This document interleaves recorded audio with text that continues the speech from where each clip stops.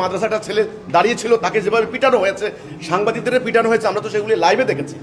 আমি মনে করি পুলিশের অতীতের যে বৈশিষ্ট্য বা চরিত্র, সেগুলি এখনই তাদেরকে সংশোধন করতে হবে। আর এই পুলিশকে কন্ট্রোল করার জন্য বা নিয়ন্ত্রণ করার জন্য বা তাদেরকে সংযত হওয়ার জন্যই তো এগুলি হয়েছে। এরপরেও যদি এই ঘটনাগুলি ঘটতে থাকে, আমি একচেটিয়া পুলিশকে এখানে দায়ী করতে পারছি না।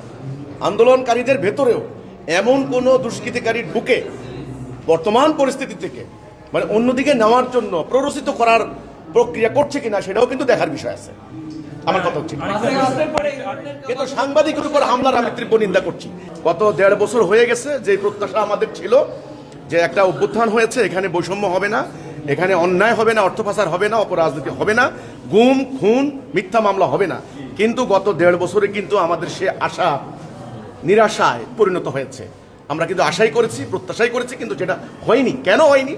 কারণ বিদ্যমান চলমান ব্যবস্থাকে পরিবর্তনের আমরা কথা বলেছি। নির্বাচনের আগে বাংলাদেশে তো এটাই সংস্কৃতি, ভোটের মানে মাঠের মধ্যে বোম মারা হবে, ককটেল মারা হবে, মানে এটাই তো কথা। তো কাজে ভোটের আগে এগুলি ঘটানো হয়, যারা ক্ষমতায় যেতে পারবে না মনে করছে তারা এগুলি ঘটাতে পারে।